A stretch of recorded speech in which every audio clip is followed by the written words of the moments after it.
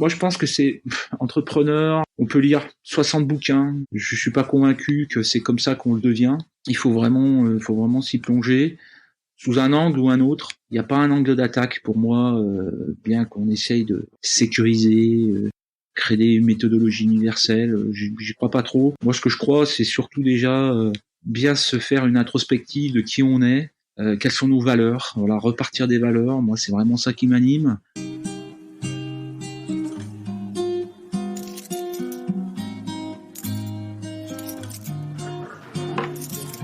Entrepreneur Café, le podcast des entrepreneurs de l'industrie.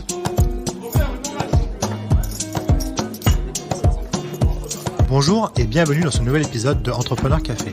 Moi, c'est Xavier Riquier, l'un des créateurs du podcast, et aujourd'hui, je vous fais voyager du côté de Lyon, où nous partons à la rencontre de Stéphane Morel, CEO de Akeo Plus.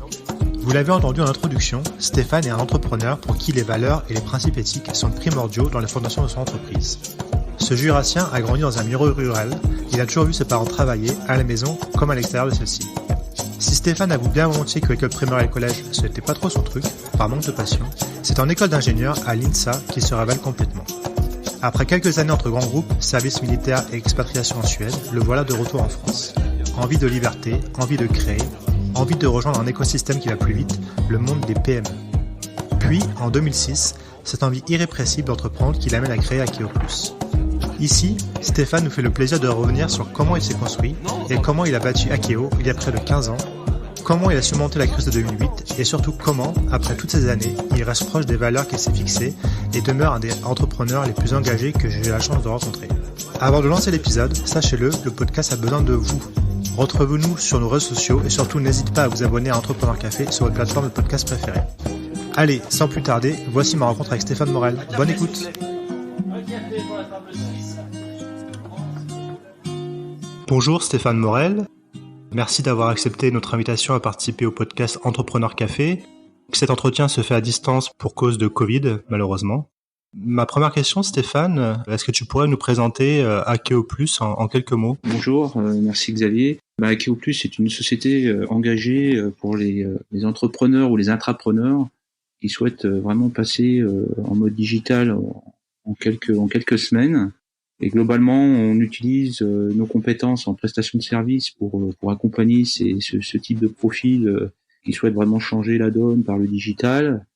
Et on utilise aussi un produit qui s'appelle Digital to Boost, qui est une plateforme sur laquelle on développe très rapidement cette transformation digitale. Donc ça passe par les objets connectés, la robotique et également tout ce qui va être technologie autour de l'intelligence artificielle. Donc voilà un petit peu comment fonctionne, et on est situé dans l'Est lyonnais. Donc notre siège est à Château-Gaillard, dans une petite commune en banlieue de Lyon, dans l'Est lyonnais. On a également une entité de développeurs web qui elle est basée en Tunisie, et on a ouvert très récemment, un peu avant le Covid, une filiale commerciale à Montréal, au Québec. Voilà, pour faire court sur la présentation de la cartographie de Akeo Plus. Et donc, vous êtes combien d'employés chez Akeo Plus, et puis quels sont vos secteurs vos secteurs applicatifs principaux? Quel type d'industrie vous servez? Akeo Plus, donc sur Château-Gaillard, on est on va dire une petite trentaine de personnes. On est une dizaine de personnes sur le site tunisien. Et à Montréal, pour l'instant, on n'a pas pu faire les recrutements qu'on voulait faire cette année, en début d'année à cause du Covid. Donc pour l'instant là-bas, c'est moi qui m'en occupe en direct, mais c'est un petit peu compliqué. Donc une PME très innovante avec des profils au haut niveau, ingénieurs, chercheurs. Donc on a des docteurs dans l'équipe, des mathématiciens, des électroniciens qui vont vraiment travailler aussi en relation avec les laboratoires. Donc on a une entité en interne qui s'appelle Akeo Lab, qui a comme rôle vraiment créer des nouvelles briques technologiques qu'on implémente à l'intérieur de notre plateforme pour pouvoir encore aider nos partenaires et nos intégrateurs à être encore plus performants par rapport aux projets qu'ils ont besoin de réaliser pour créer, vraiment de la valeur sur le marché. On rentrera un peu dans le détail tout à l'heure de ce que ça veut dire pour nous, cet accompagnement. Mais voilà, globalement, l'équipe, comment elle est constituée. On a capacité aussi, grâce à nos ateliers, hein, je me suis pas arrêté uniquement à construire une équipe ou une technologie on va dire basée sur le logiciel. On a aussi des ateliers dans lesquels on est capable de vraiment tester la plateforme sur des solutions physiques. Donc on est très proche. On fait du digital, oui, mais on fait du digital vraiment très proche du côté physique, du hardware. Donc ça, c'est ce qui fait quand même une grosse différence aujourd'hui sur le marché du digital, parce que c'est quand même très très vaste. Et donc vos secteurs applicatifs, quelle industrie vous servez en priorité? Alors l'industrie, oui, historiquement, on a tout de suite été absorbé par les grands groupes industriels. Donc en France, principalement, on va retrouver l'automobile, l'aéronautique, hein, ça a été deux gros secteurs que moi je connaissais avant de créer Akeoplus en 2006. Donc voilà, pour minimiser un petit peu le risque, j'ai tout de suite commencé par ces secteurs que je connaissais très très bien. Et on a été très très vite absorbé par des gros projets, grands groupes. Mais néanmoins, quand même, comme je le disais, Akeoplus a quand même une entreprise engagée, hein, très clairement. Mais le projet de départ, c'était vraiment d'accompagner, d'accélérer les PME vers ces technologies complexes à maîtriser pour des sociétés qui n'ont pas obligatoirement la chance ou la stratégie d'embaucher des talents de très haut niveau scientifiques qui vont parler un langage un peu complexe mathématiquement. Voilà, donc c'était ça quand même mon projet de départ. Donc c'était d'aider les PME Exactement. Françaises au départ à se tourner vers ce qu'on appelle le mot un peu fourre-tout, industrie du futur. Oui, mais ça va un peu plus loin que ça, parce que l'industrie du futur aujourd'hui c'est devenu un peu comme l'intelligence artificielle, effectivement des mots fourre-tout. Mais globalement, nous voilà, ce qui nous intéresse beaucoup, c'est que nos entreprises, PME ou les intrapreneurs qui sont aussi dans des grands groupes, puissent, avec le service et la techno qu'on amène, avoir une certaine indépendance. Alors, qu'est-ce que ça veut dire pour nous, indépendance? C'est assez fort comme mot, parce que il y a deux politiques aujourd'hui stratégiques au niveau du 4.0, si on veut essayer de se focuser sur ce thème. Soit on utilise des technologies de très très très grands groupes internationaux, parce qu'en France, on n'a plus vraiment de gros acteurs capables de fournir des solutions un peu comme Siemens ou des grands constructeurs comme ça.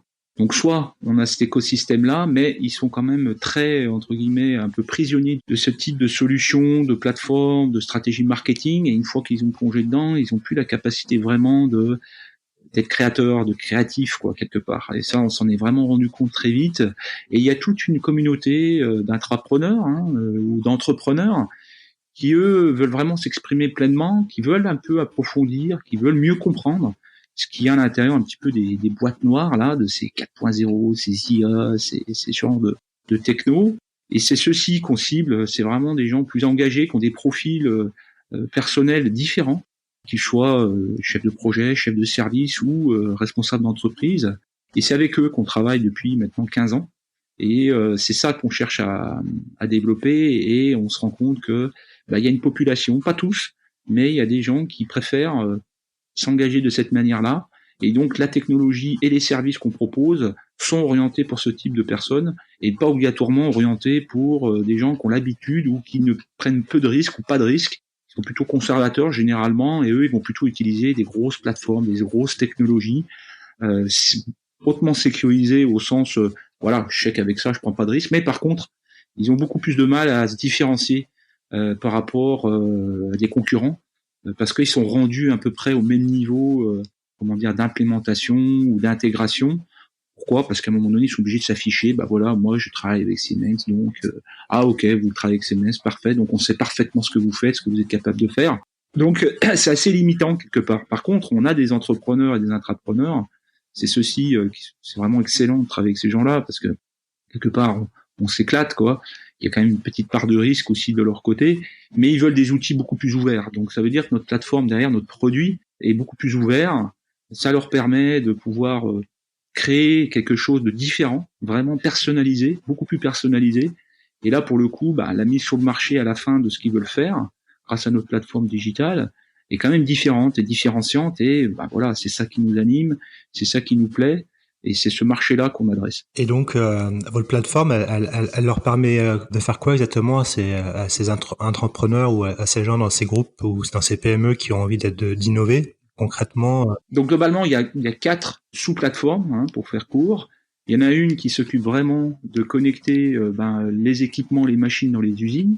Donc on va parler des concepts MES, Manufacturing Execution System, connecté à du SCADA. Donc le SCADA, ce sont une catégorie de technologies qui permet de connecter des machines, des robots, tout ce qui va être dans une usine globalement.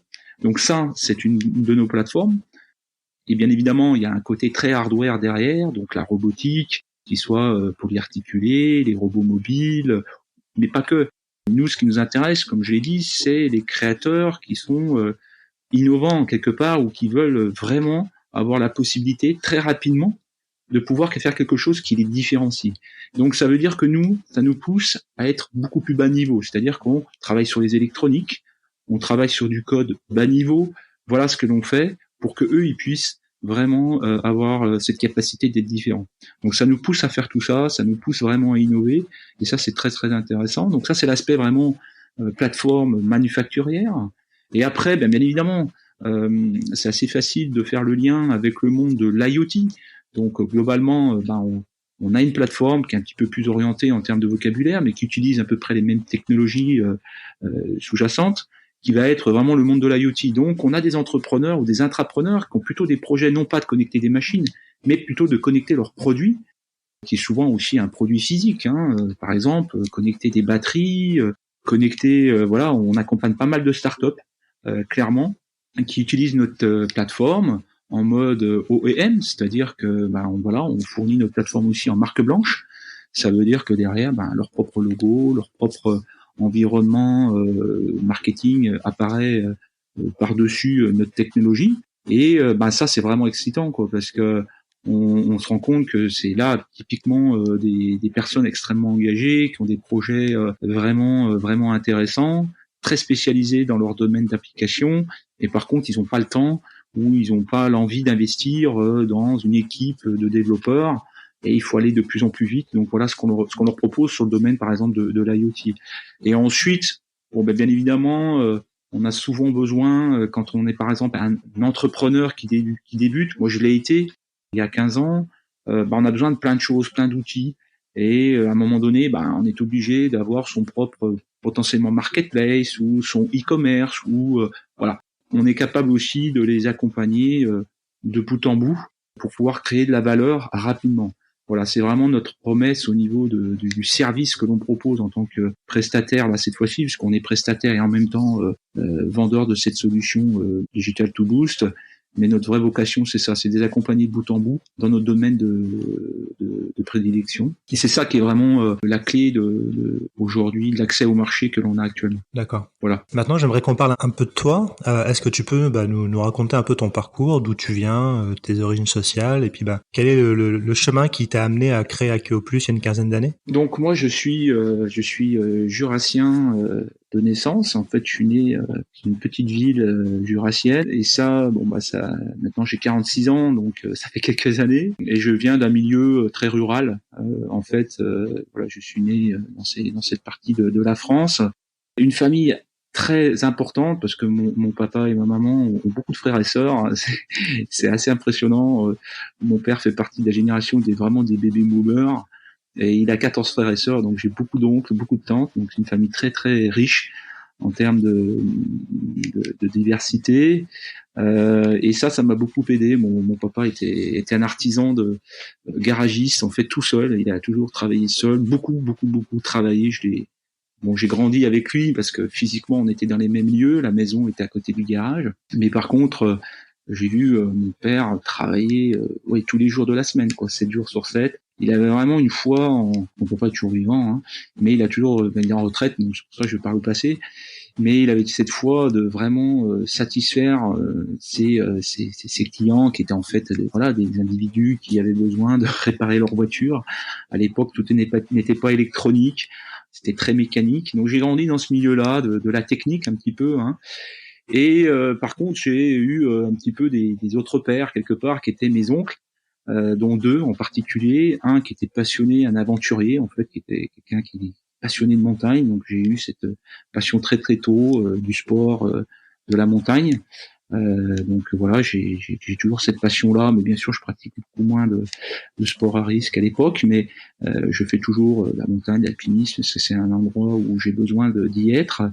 Et un deuxième oncle qui lui était un passionné d'électronique et d'informatique. Et donc voilà, je passais mes week-ends avec eux parce que mon père travaillait, ma maman était au foyer et voilà, j'ai pas eu cette chance vraiment de partager beaucoup de choses à part le voir travailler. Puis je m'éclatais aussi dans ce garage. Mais très vite, l'informatique est arrivée avec l'électronique dans ma vie, autour de 10-11 ans, avec les ordinateurs TO5, le MS-DOS, ce genre de choses. Et bon, bien sûr, et puis voir mes oncles qui étaient plus âgés, mais qui étaient quand même jeunes, parce que c'était les jeunes frères de mon papa. Donc imaginez 14 frères et sœurs, donc il y a des bonnes décennies d'écart entre entre mon papa qui était plutôt dans les aînés et que ses frères étaient plutôt dans les derniers jeunes et qui étaient beaucoup plus éduqués sur les nouvelles technologies de l'époque. Donc j'ai baigné un peu là-dedans, je les voyais bricoler les électroniques. À l'époque, ils pirataient, on appelait ça les stations Canal+. Canal+, c'était une boîte et voilà, ils créaient leurs cartes électroniques, ainsi de suite. Donc j'ai vécu ça très très tôt dans ma jeunesse et puis j'ai adoré. Et ensuite, j'ai fait un parcours scolaire assez technique. Donc je suis pas passé par prépa. J'ai plutôt fait un cursus technique avec un BTS. Et derrière, j'avais cette chance d'avoir des capacités scolaires, intellectuelles plutôt pas mauvaises, mais j'avais besoin d'être passionné. J'étais pas super bon, j'étais pas hyper scolaire dans les études de la primaire, le collège, parce que je voyais pas trop l'intérêt. Et c'est venu un petit peu après, dès que je suis rentré dans le technique, et je pense que j'ai bien fait de rentrer dans la technique avant de rentrer dans le scientifique. Et ça m'a vraiment boosté. J'avais des notes exceptionnelles en terminale, en bac+2, et j'ai tout de suite postulé à des concours pour rentrer à l'INSA, et je suis rentré à l'INSA pour finir après ingénieur. Avec toujours cette envie de mesurer les choses, c'est-à-dire que mettre des capteurs, comprendre comment se passe un phénomène physique qui est difficilement palpable avec nos doigts et nos yeux et nos sens, ça a toujours été quelque chose de passionnant pour moi depuis très jeune. Et c'est ce qu'on retrouve effectivement dans l'ADN d'Akeopush aujourd'hui, au sens technologique je parle. C'est vraiment d'essayer d'aller mesurer les choses, et grâce à l'analyse de données, donc capable de automatiquement créer de la valeur à travers l'analyse de ces signaux physiques. Donc on va parler de température, de pression, de jauge de contrainte. Toutes ces technologies-là m'ont toujours passionné, et j'ai eu la chance, après mon stage de fin d'études à l'INSA, je voulais absolument trouver un stage. J'avais un stage à l'époque à faire en 98, et ça date un petit peu, qui était lié à ça. Donc j'ai eu la chance de rentrer chez Faurecia, qui était dans le nord de la France, à Béthune, proche de Béthune, à côté de Lille, où il y avait un projet qui était d'instrumenter des lignes de production, à l'époque de plasturgie, donc des grosses machines capables de faire des morceaux de voitures. À l'époque, on parlait du Scénic, le premier Scénic de chez Renault. Il y avait 2000 employés dans cette entreprise, et il fallait comprendre pourquoi la productivité n'était pas au rendez-vous sur certaines de ces lignes. Donc j'avais commencé à mettre des capteurs de partout, essayer de comprendre les causes racines, et je suis rentré très vite dans le monde de l'automobile. Voilà ma première expérience avant d'être sur le marché de l'emploi.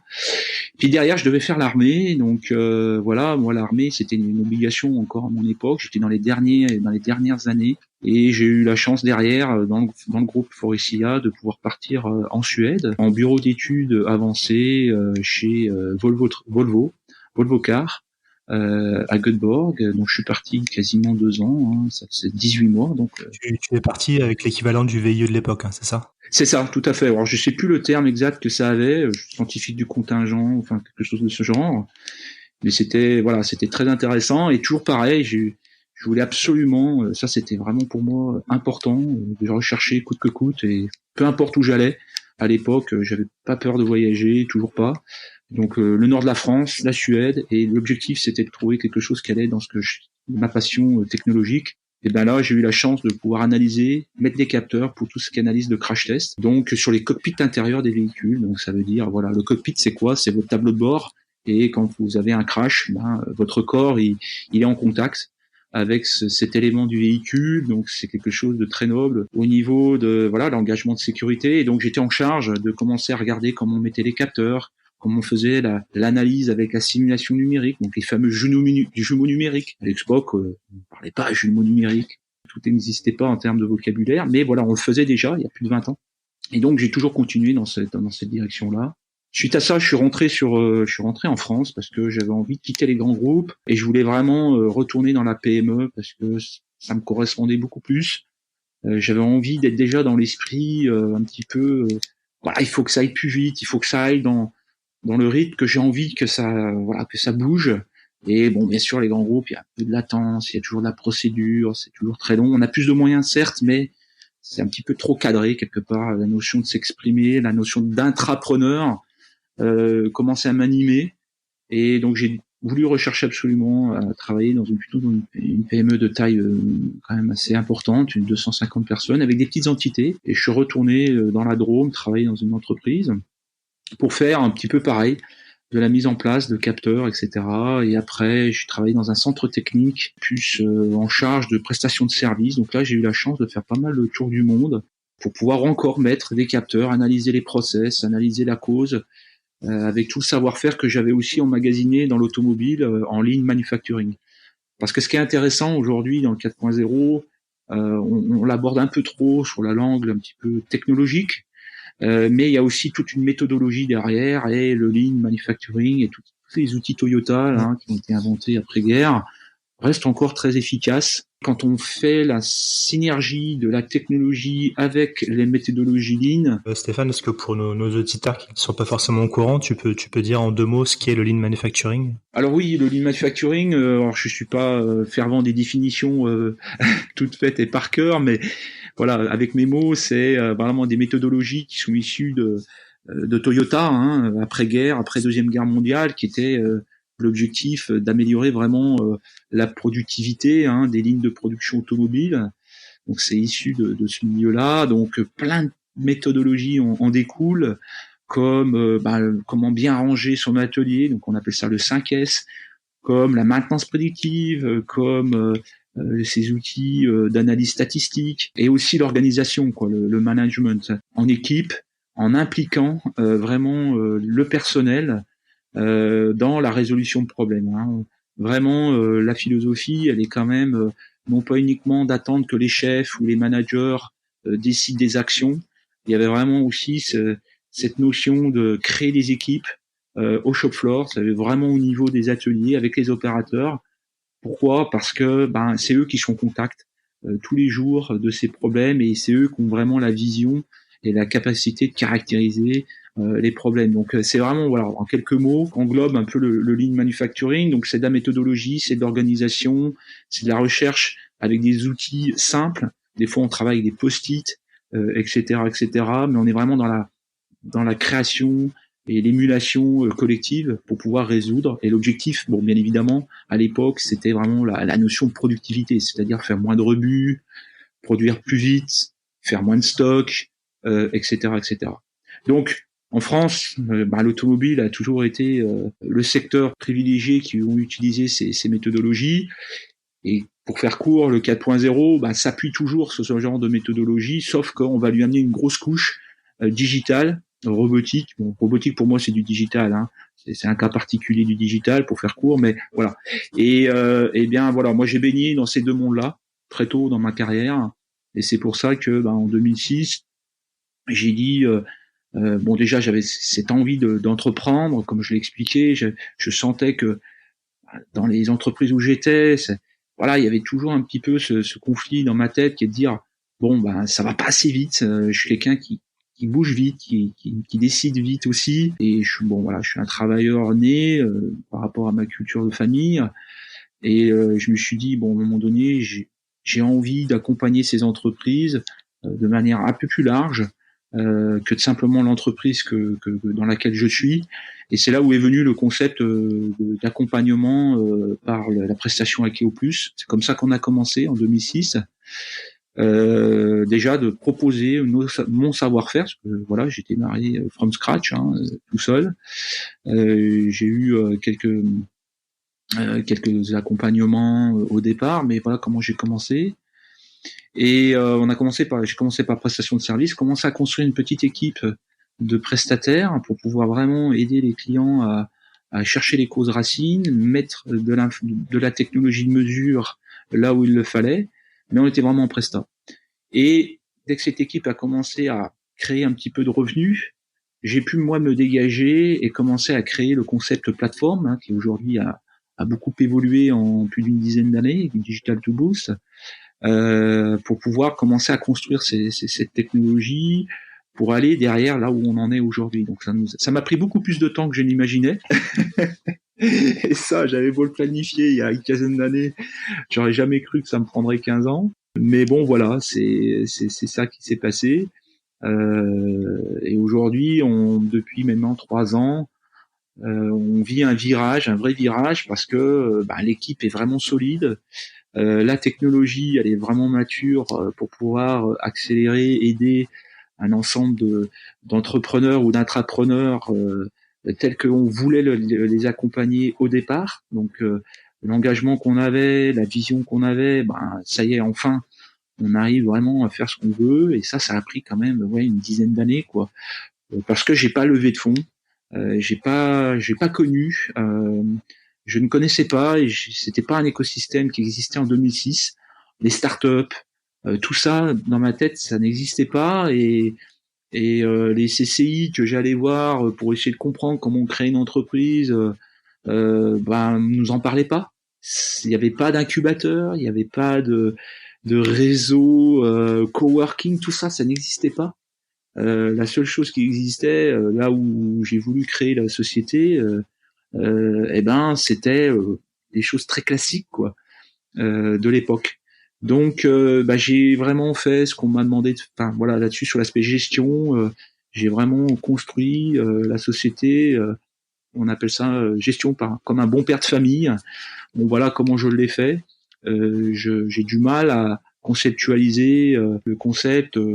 Voilà, j'essaye d'avoir une vision, j'accumule du cash, je crame du cash, peut-être à perte, mais cette philosophie et cette formation Lean est un peu contradictoire dans ma tête, de dire voilà, j'ai foison de réserve, et avec ça, bon, ok, j'essaye de faire le mieux que je peux.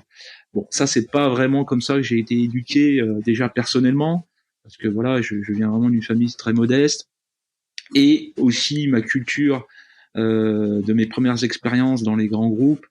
On est vraiment dans le rationnel, on essaye de faire les choses le plus optimal possible. Donc, c'était pas facile pour moi de voir les choses de cette manière-là.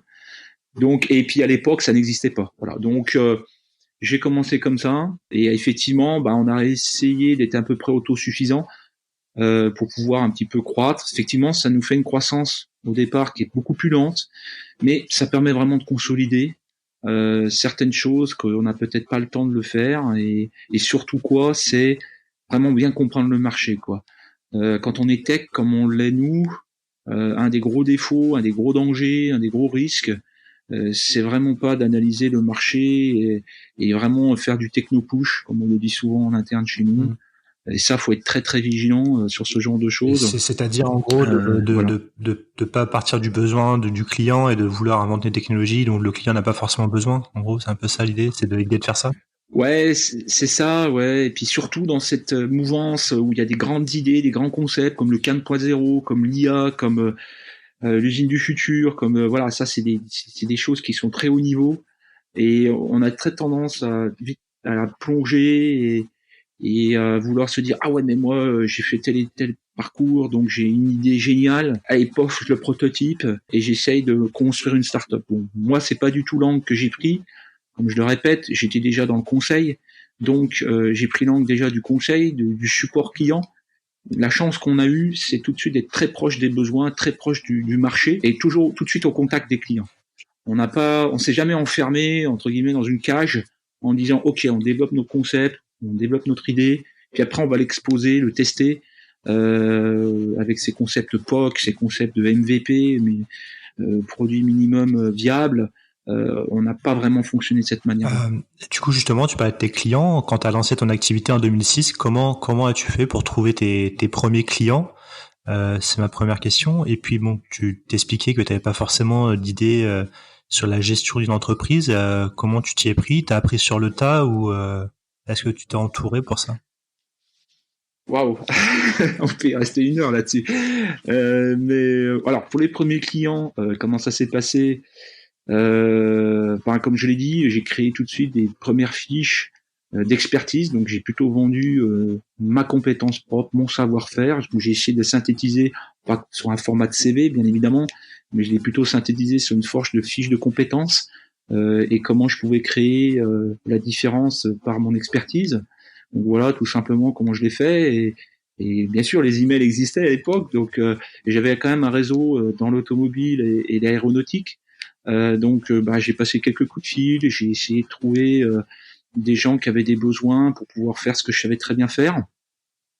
Et par chance, en 2007, donc ça a pris un peu de temps, j'ai trouvé le premier grand compte, Plasticonium, qui m'a fait confiance et qui a commencé à nous filer quelques missions sur des process à mettre au point, à valider si la stabilité de la machine était bonne. Et après, il y a eu 2008. J'ai prévu ma première crise au lancement. Donc ça a vraiment été très, très difficile. Et c'est là où il a fallu vraiment se battre. C'était pas du tout le même type de crise que l'on vit actuellement. Hein. On est vraiment dans un autre contexte. Et on pouvait voyager. Et donc là, j'ai pris des chantiers en Chine. Et là, j'ai découvert énormément la Chine dans ces périodes-là. Je suis allé une quinzaine de fois, mettre au point. À l'époque, c'était l'Eldorado. Tous les grands groupes industrialisaient en Chine pour réduire les coûts. Sauf que la qualité n'était pas tout à fait au rendez-vous. Il y a un peu plus de 10 ans en arrière, une quinzaine d'années. Donc, il fallait quand même s'assurer que tout se passait bien. Et c'est là où j'amenais la notion de quantification, de la qualification de grandes lignes de prod, grâce à la technologie de capteurs. Hein, pour faire court, pas uniquement vérifier via une checklist, mais aussi amener des vraies valeurs de stabilité, vraiment amener des tendances chiffrées, quantifiées. Et c'est ça que j'ai fait pendant cette période très complexe. Et après, il y a eu le retour après crise 2009-2010. Et là, il y a eu un vrai cap. Là, ça s'est accéléré très fortement sur cette dimension. Effectivement, le cas d'usage clé qu'on a beaucoup traité dans ces années-là, qui était de mettre en relation les robots industriels, donc ces fameux bras polyarticulés là qui font un peu des mouvements comme un bras, avec des capteurs, comme je vous l'ai dit. Hein, c'est vraiment d'où je viens. Et donc mettre ça en relation, c'était déjà un défi à l'époque. Et c'est sur ce premier cas d'usage-là qu'on s'est concentré. Et très vite, il y avait un marché parce qu'on le savait, hein, les clients nous le demandaient en direct.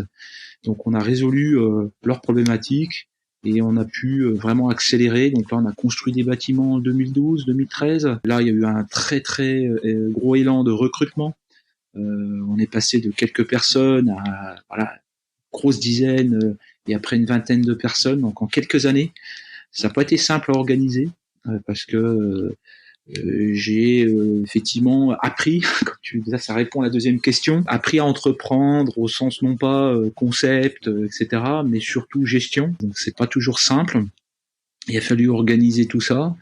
Et je travaille avec mon épouse qui s'occupe vraiment, qui est aussi ingénieure à INSA, et elle s'occupe maintenant vraiment de la direction administrative et financière. C'est devenu une experte dans le domaine, avec toute la digitalisation qui va avec. C'est ça qui est génial, c'est qu'on essaie d'être zéro papier aussi sur le côté purement administratif. Donc ensemble, les deux, on a réussi à construire tout ce qu'il fallait construire, la gestion, les ERP, le RH, toutes ces choses-là.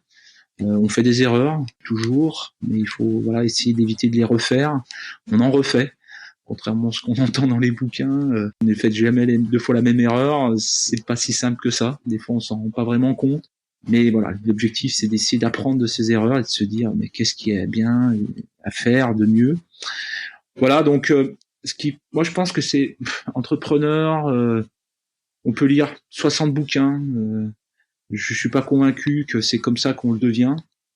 Il faut vraiment s'y plonger sous un angle ou un autre, parce que il n'y a pas un angle d'attaque pour moi, bien qu'on essaye de toujours essayer de sécuriser, créer une méthodologie universelle. J'y crois pas trop. Moi, ce que je crois, c'est surtout déjà bien se faire une introspective de qui on est, quelles sont nos valeurs. Voilà, repartir des valeurs. Moi, c'est vraiment ça qui m'anime. Comme je l'ai dit, on est une société engagée, au niveau sociétal quelque part, parce que nous, ce qui nous intéresse, c'est pas obligatoirement les entrepreneurs ou les intrapreneurs, on va dire entre guillemets conservateurs, qui ne veulent pas prendre de risques. C'est pas nos clients en fait au final. On cible pas ça comme ça, en se disant voilà, j'ai une techno qui répond à un enjeu, un problème, voilà. C'est comme ça que j'ai commencé, mais c'est comme ça qu'on m'a un petit peu aiguillé. Mais on s'est vite rendu compte, et je me suis vite rendu compte que c'était pas ce qui nous correspondait. Et également, c'est ce qui m'a permis aussi de mieux cibler les embauches. Parce que recruter des talents par rapport à un profil technique, à l'époque, on parlait pas de tout ça, on parlait pas de des notions d'empathie, des notions de passion, des notions d'engagement. Ça n'existait pas vraiment dans les années 2008, 2010, 2011. Et moi, c'est là où il fallait que je recrute. Il fallait pas que, entre guillemets, que je me plante. Et j'ai fait des erreurs. Et je me suis rendu compte que ces erreurs, elles n'étaient pas basées sur le CV en lui-même. C'était basé vraiment sur cette capacité à pouvoir travailler ensemble. Et cette capacité à travailler ensemble, je me suis rendu compte qu'en creusant, elle est vraiment basée sur un profil un peu de la personne, quoi, et de ses valeurs profondes. Et ça a confirmé un peu vraiment notre business model. Et je pense qu'aujourd'hui, être entrepreneur, c'est vraiment important de travailler sur ces notions de qu'est-ce qu'on veut vraiment faire en termes d'engagement. Voilà, parce que je pense que les futurs entrepreneurs, les jeunes qui veulent se lancer ou les sociétés qui veulent se transformer, parce qu'on parle souvent de recréation, mais il y a beaucoup de PME aujourd'hui qui sont dans l'ombre. En l'ombre de quoi? En l'ombre du monde des start-upers, parce que par exemple la France met en avant ça tout le temps, ou en l'ombre des grands groupes qui eux ont aussi le panache, les moyens de pouvoir créer du marketing, du buzz. Et au milieu, il y a tout un monde qui est majeur. C'est un peu la matière noire de l'espace là, qui représente peut-être 80% des forces vives, et c'est ces PME là et des ETI aussi que l'on cible nous. Principalement, et c'est là-dedans où c'est génial de voir un peu ces profils, et ils ont du mal à pouvoir ressortir vraiment leur engagement, et c'est ça qui nous anime, et c'est ça qui nous plaît.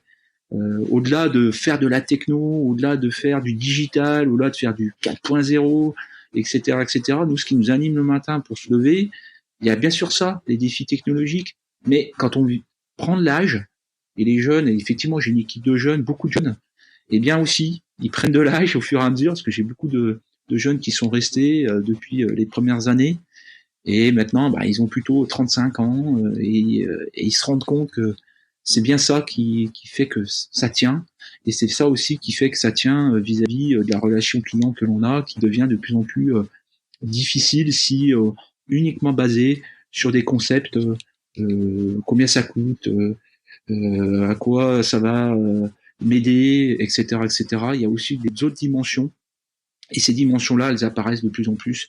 Et je pense qu'elles s'accélèrent là avec ce qui se passe avec la crise sanitaire et la crise économique. On se rend compte que vraiment ceux aujourd'hui qui se battent, ça ressort, quoi. Et ça, c'est assez frappant. Voilà. Je pourrais en parler longuement de cette dimension-là parce que ça me passionne, mais c'est vraiment important pour nous. Ça se sent dans ton discours. Tout à l'heure, tu parlais justement un peu de la robotique, comment tu as vu le changement au niveau des robots, etc. Ça m'intéresse d'avoir ta vision sur l'état de l'art de la robotique en France, où on en est au niveau de la robotisation des usines, surtout au niveau des PME ETI, on accusait un certain retard à une époque, notamment vis-à-vis de nos amis allemands. Qu'en penses-tu? Et le corollaire de cette question, c'est certaines personnes se posent des questions sur le fait que la machine va remplacer l'humain dans les usines. Ça m'intéresse aussi d'avoir ta vision là-dessus. Alors, pour la première question, je dirais la robotique, comment dire, il faut déjà, là, pour le coup, reprendre la définition du terme robotique. Aujourd'hui, 80, peut-être, allez, je donne un chiffre, c'est le mien, je n'ai pas regardé, vérifié, mais je pense de mon point de vue, que c'est à peu près 90%. Ces fameux bras polyarticulés que l'on voit de grandes marques, malheureusement pas françaises, mais internationales, japonaises, allemandes, américaines, chinoises en particulier, ces bras robotiques ne sont pas des robots. Ok ? Il faut qu'on arrête avec ça. Ce sont des automates. Je vais être un peu technique, parce que je suis désolé, parce qu'il faut en parler. Ce sont des automates, pourquoi ? Un robot, c'est quelque chose, un objet mécatronique, donc composé d'électronique, de moteurs principalement, et d'une mécanique, qui est capable d'interagir avec son environnement, est capable de prendre, entre guillemets, des décisions plus ou moins intelligentes, mais qui est capable de prendre une décision en temps réel par lui-même pour, par exemple, changer de direction ou faire une interaction avec son environnement. Ces robots industriels ne font pas du tout ça, d'accord ? Et ça, c'est 90% peut-être du marché, de la robotique actuelle. Il y a un abus de langage, marketing pur et dur. Et pourquoi on a dit que c'était des robots ? Parce qu'ils ressemblent à un bras. Et c'est simplement ça. Mais par contre, en termes d'automatisme, on les préprogramme. On leur définit à l'avance où est-ce qu'ils doivent passer et qu'est-ce qu'ils doivent faire. Donc, ça reste un automate. Voilà. Donc aujourd'hui, le monde de la robotique dans l'industrie, la seule vraiment robotique qui commence à apparaître, ce sont ces fameuses navettes dans les ateliers qu'on appelle des AGV, des Autonomous Guiding Vehicles. Eux, pour le coup, ils ont une perception, une interaction avec le monde qui les environne et sont capables d'éviter, comme un véhicule autonome, un obstacle. Ça, on peut commencer à parler robotique à ce niveau-là. C'est ça vraiment la robotique, en fait. J'ai pas fait une thèse dans ce domaine, j'ai des docteurs, des grands spécialistes dans l'équipe. Et nous, ça nous perturbe et ça nous frustre parce que on fait un mélange complet.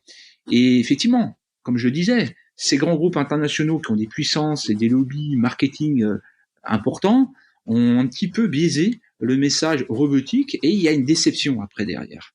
Parce que quand vous mettez un objet comme ça avec une promesse robotique et que vous le mettez dans un atelier, il est infoutu de créer quoi que ce soit en termes d'intelligence.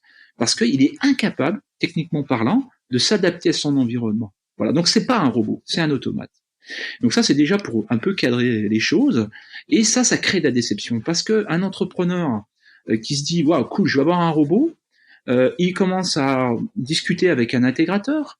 Et l'intégrateur il va dire « Ah oui, mais attendez, il faut tout programmer, il faut tout comprendre à l'avance, il faut savoir tout ce que vous voulez faire. » Puis l'entrepreneur, il dit « Oui, mais c'est un robot. » Donc il doit pouvoir un petit peu dire par lui-même comment il prend la pièce, etc. Alors c'est en train d'arriver, oui, mais c'est pas du tout ce qui s'est passé dans les années 2010 où on a commencé à avoir l'accélération de la robotique dans l'industrie, etc. Donc ça, c'est vraiment important de savoir. Effectivement, c'est l'intelligence artificielle qui, elle, est en train d'arriver avec un petit peu plus de vitesse actuellement, en particulier avec des technologies qui sont en interaction, donc des outils intelligence artificielle en interaction avec le monde extérieur, qui est capable d'interagir avec le monde physique. Donc là, bon, c'est des termes techniques, mais en particulier, il y a une technique connue qui s'appelle Reinforcement Learning, qui permet de vraiment faire de l'interaction avec le monde physique par essai-erreur, comme un bébé apprend à marcher, qui est en train d'apparaître, mais aujourd'hui, il n'y a aucune solution sur le marché clairement définie par ces sociétés-là pour faire vraiment de la robotique au sens propre et noble du terme. Voilà. Je voulais faire cette parenthèse-là. Ensuite, si on essaie de dire ces automates robotiques au sens polyarticulé, comment ils s'intègrent dans le monde industriel, eh bien sûr que ça va pas aussi vite qu'on imaginerait. Pourquoi ? Parce que le coût d'accès à ces technologies et la prestation de service qui fait qu'à la fin, il faut tout programmer, tout décider à l'avance, etc., fait que le coût d'intégration, il reste encore très important. Parce que c'est pas des robots, comme je viens de le dire, ce sont des automates qu'on préprogramme, qu'on configure. L'avantage qu'ils ont, c'est qu'ils ont cette possibilité de pouvoir tourner dans l'espace, donc on peut les utiliser pour un seul robot, on peut faire beaucoup plus de cas d'usage. Voilà l'avantage qu'ils amènent aujourd'hui. Et c'est vrai que par reprogrammation, on peut se permettre de reconfigurer une ligne de production. Voilà où on est un petit peu le 4.0. Aujourd'hui, c'est de dire, par le digital robotique au sens polyarticulé, on est capable de mieux reconfigurer, de minimiser un peu les investissements parce que je vais pouvoir reprogrammer mon robot. Mais il faut faire attention. Il peut pas tout faire non plus parce que c'est comme un humain, il peut pas porter non plus des poids importants. Il peut pas non plus porter du 5 kg comme il peut porter du 500 kg. C'est pas le même robot. Donc voilà, ça a quand même certaines limites. Donc c'est pas magique, quoi. On fera pas tout avec des robots polyarticulés. Ça c'est évident. C'est juste un outil supplémentaire dans la caisse à outils. Et par contre, pour moi, le vrai enjeu, c'est le digital. C'est comment on interagit avec tous ces composants, que ce soit un robot, une machine, un capteur, un humain, parce que c'est ça la clé.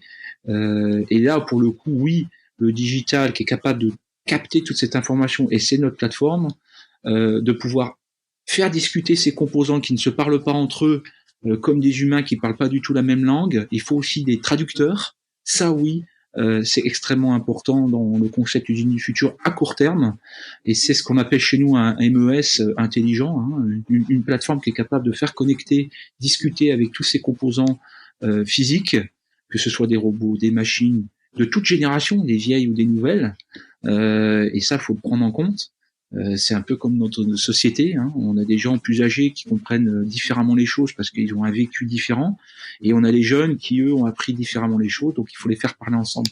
C'est exactement la même chose. Et c'est là où aujourd'hui la création de valeur, avec des investissements beaucoup plus faibles pour les entreprises ou les intrapreneurs, c'est ici, aujourd'hui, où elles vont faire énormément de gains, et ces gains-là, il faut les coupler avec une méthodologie, et je reviens sur cette notion de lean manufacturing, parce que si on couple ça proprement, on minimise l'investissement, on maximise le gain, donc création de valeur, et après le choix de la robotique s'impose ou elle s'impose pas.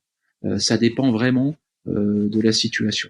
Et ça c'est ce qui se passe actuellement. La robotique, je reviens là-dessus, excuse-moi d'insister, elle viendra, elle est en train d'arriver, elle va arriver, mais elle n'est pas encore là, et c'est pas suffisamment mature. Quand est-ce qu'elle va arriver? Est-ce que c'est dans 2 ans, 5 ans, 10 ans?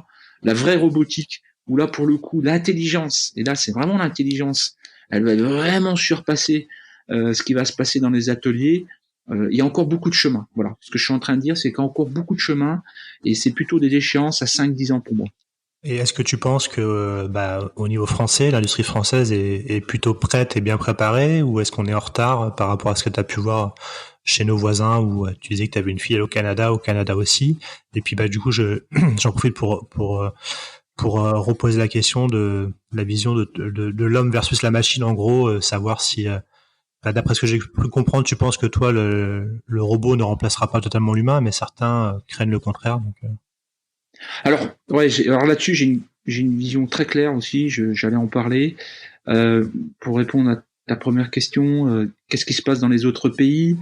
Bon, effectivement, j'ai pas détaillé toute ma carrière, mais j'ai beaucoup voyagé. Je suis allé en Argentine, au Brésil, en Chine, Nord-Amérique, États-Unis. Effectivement, si on regarde le secteur Montréal-Québec en particulier, je pense que le tissu ressemble plus à la région Rhône-Alpes. Donc c'est à peu près le même PIB, et le tissu est quand même assez proche. Je pense qu'il est un peu moins automatisé. Je parle pas robotique, mais automatisé. Pour moi, c'est un tout, et c'est actuellement ce qui s'achète et ce qui se met en place. Donc pour ces secteurs géographiques-là, je pense qu'ils sont un petit peu plus en retard. Bon, bien sûr, la Chine, on n'en parle même pas. Elle est en train d'automatiser, robotiser, à une vitesse phénoménale. Pourquoi ? Parce que autant les vertus de ce qui sera vraiment la vraie robotique telle que je l'ai définie pourra vraiment répondre aux enjeux de nos sociétés modernes, riches et coûteuses, où là effectivement on est vraiment sur la petite série, la mass customization qui est en train de révolutionner vraiment aussi les modes de production. J'ai bien dit mass customization, j'ai pas dit mass production. Ça veut dire que voilà, tous les individus aujourd'hui veulent un produit personnalisé. Donc ça pousse le 4.0 aussi à être sur ces modes de systèmes totalement reconfigurables par le physique, mais aussi par le digital. Et la Chine n'a pas encore ce type de challenge clairement parce que elles font de la mass production pour le monde entier. Donc elles sont encore en train d'utiliser des technologies qui sont actuellement disponibles. Et c'est pour ça qu'ils consomment beaucoup de bras polyarticulés, beaucoup plus que le reste du monde. Parce qu'au final, ils sont en train de faire beaucoup de mass production et non pas encore de mass customization.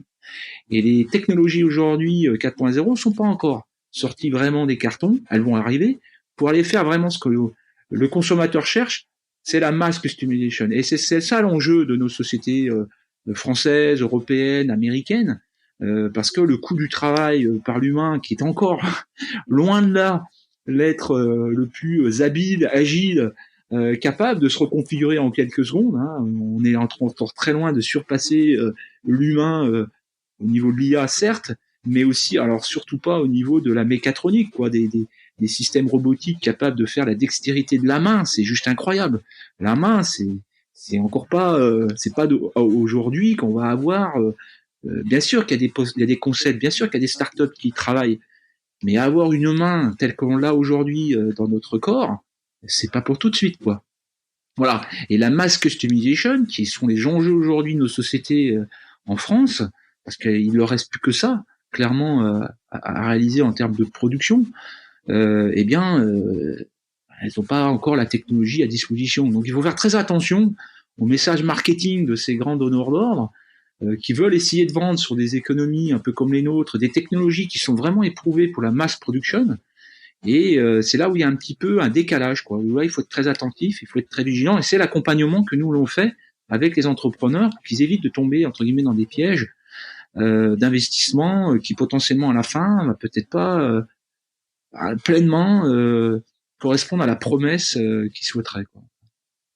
Donc ça, c'est le premier point. Et l'humain, donc effectivement, j'ai l'effet court, hein, j'ai fait un peu les zones géographiques qui font de la masse production et les zones géographiques qui font de la mass customization. Voilà, j'ai été un peu court là-dessus, mais vraiment je le scinde de cette manière-là plutôt au niveau mondial.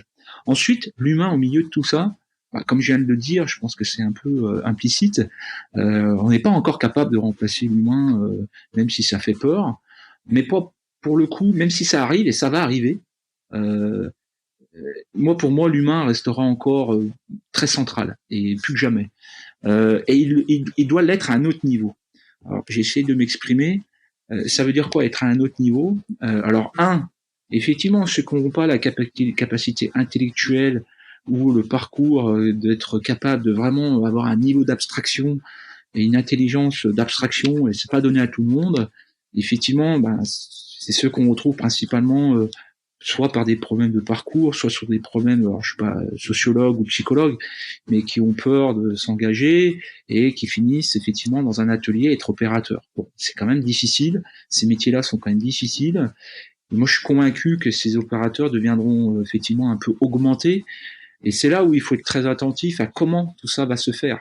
Et c'est là où les politiques, c'est là où les organes tiers, l'encadrement étatique ou autre, hein, moi je suis pas de politique, mais c'est là où elle doit avoir un œil très précis, qu'elle doit mettre un cadre, parce que augmenter les humains, c'est ce qui va arriver. Et c'est ce qui est en train d'arriver. On commence à être augmenté toutes les 30 secondes avec nos smartphones, avec Outlook. Aujourd'hui, il y a de l'IA qui tourne derrière.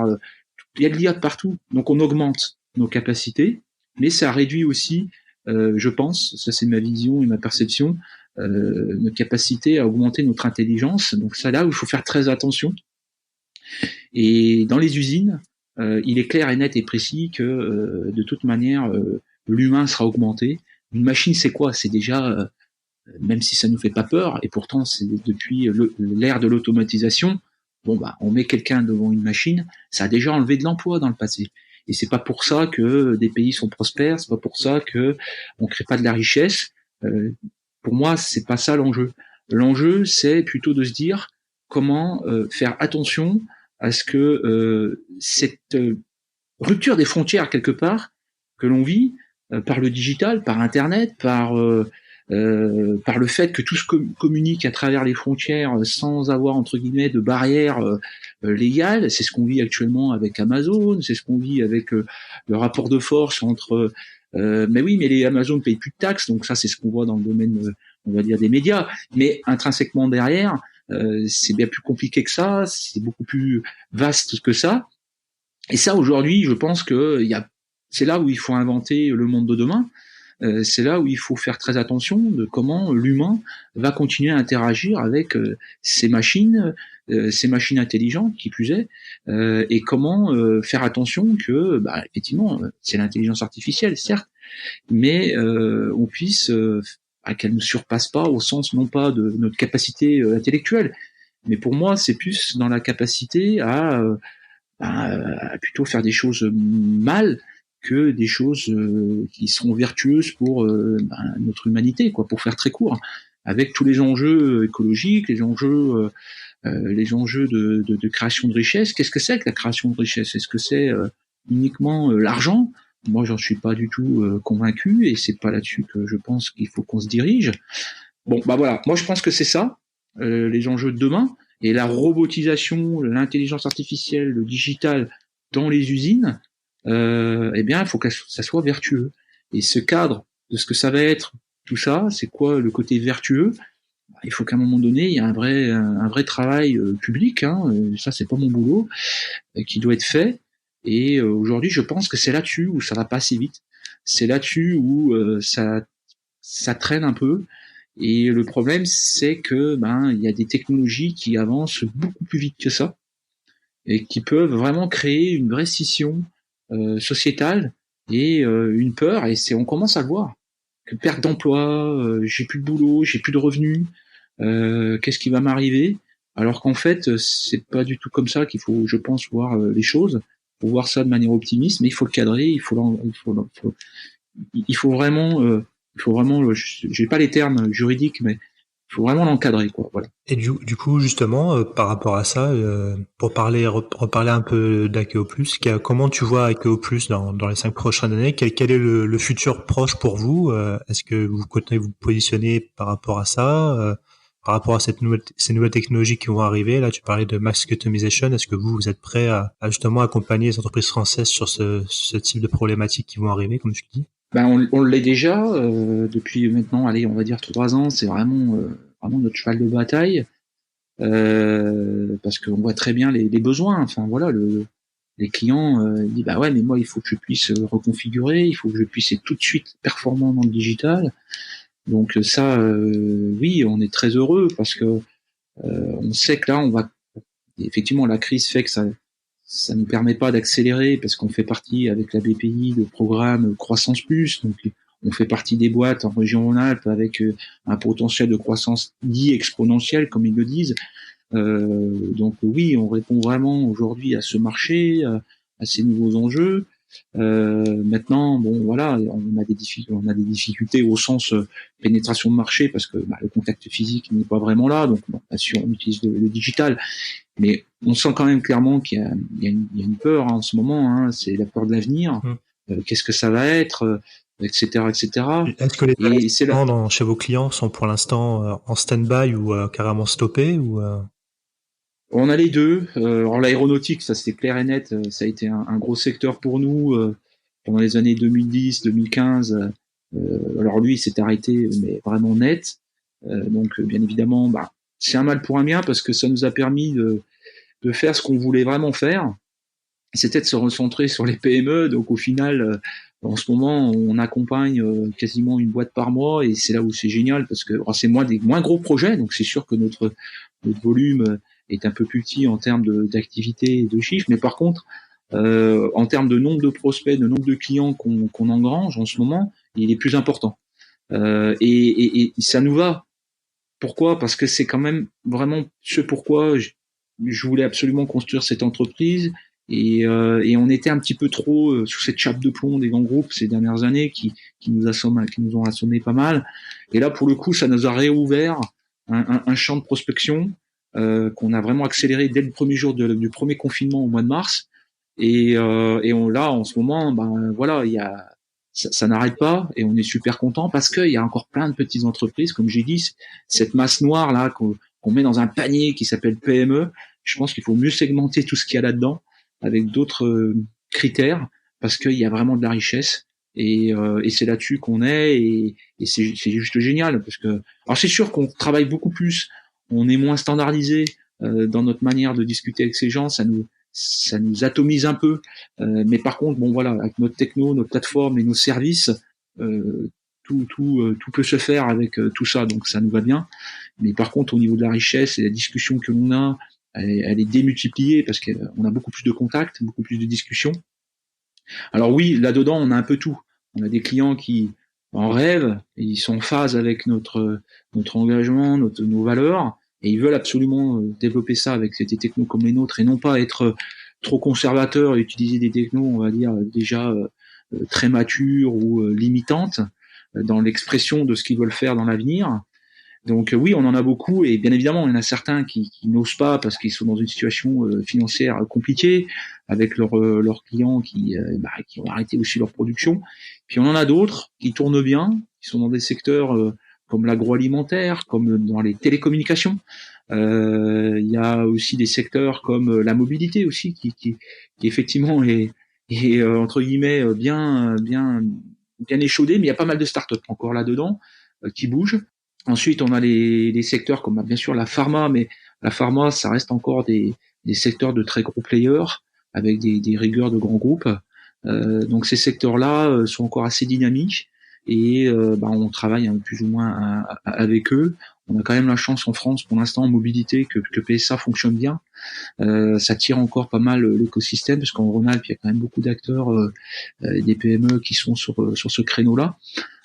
Par contre, c'est sûr que l'aéronautique, le bassin Nouvelle-Aquitaine, Toulouse, c'est vrai que c'est assez éteint, quoi.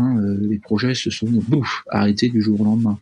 Voilà un petit peu ce qui se passe. Donc, bien sûr, ça nous ralentit, certes, mais ça nous permet de mieux préparer notre plateforme à ce qu'elle soit encore plus performante pour qu'elle soit intégrable à distance. Alors qu'avant, on avait encore ce lien physique, prestation, où on était vraiment proche du client physiquement. Bon, là, on a accéléré certains modules, certaines applications pour qu'elles soient encore plus faciles à être intégrées à distance. Donc ça, c'est plutôt intéressant et ça fonctionne. Cet automne, après le premier confinement, on a eu des vrais success stories, surtout avec des intégrateurs qui eux aussi cherchent à se réinventer plus vite que prévu. Donc ceux-là ont vraiment des besoins vitaux de transformation. Donc nous, ça nous accélère, ça les accélère. Bien sûr, ça brasse, ça fait beaucoup d'entropie, néanmoins, mais là-dedans, il y a quand même de la création de valeur à faire. Stéphane, on va arriver au terme de cet entretien. Avant de terminer, est-ce que tu aurais un conseil à donner à des entrepreneurs qui souhaiteraient se lancer, mais qui savent pas par où commencer, vu ton expérience quand tu t'es lancé? Est-ce que tu aurais s'il y avait un conseil à donner, ça serait lequel pour toi, tu penses? Le conseil, c'est, je pense que j'en ai parlé, vraiment repartir de ce que l'on est soi.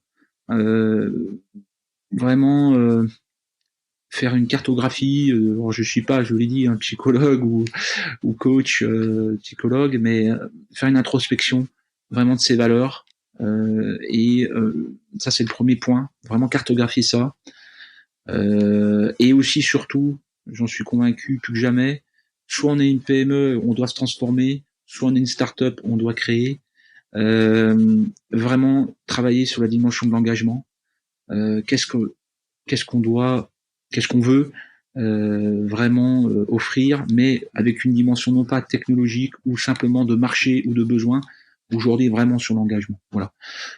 Cartographier ça, parce que c'est vraiment, je pense, la manière dont on va travailler, vendre, réussir ces projets. Là aujourd'hui bien sûr, mais demain plus que jamais, et surtout on espère tous qu'on parlera au passé de cette crise. Après cette crise, clairement, moi je le vois plus sur ce point-là en particulier, le monde de demain au niveau de notre business, quoi. Cette transformation-là, elle va être très très amplifiée et très forte.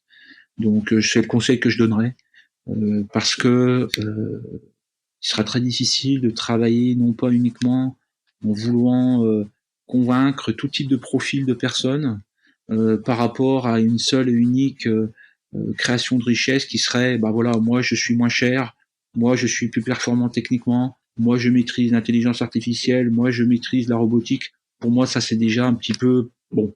Ok, super galvaudé, voilà. Donc je pense qu'il faut aller chercher autre chose. Et cette autre chose-là, nous on se l'est démontré, ça marche. Donc c'est voilà le conseil que je pourrais donner. Travailler vraiment plus sur l'humain, plus que jamais, contrairement à ce qu'on imagine et ce qu'on disait jusque précédemment, qui était ces machines, ces IA. Non, c'est là au contraire, il faut accélérer la richesse des valeurs, parce que ça, pour l'instant, les IA et les machines, elles sont pas prêtes du tout de nous concurrencer sur ces concepts-là. Donc c'est là-dessus où il faut vraiment bosser, quoi. Je trouve que c'est une très belle fin pour cet entretien. Je te remercie beaucoup Stéphane d'avoir pris le temps d'échanger avec moi. Et puis je suis sûr que nos auditeurs vont apprécier cet riche échange. Merci beaucoup à tous. À bientôt. Merci.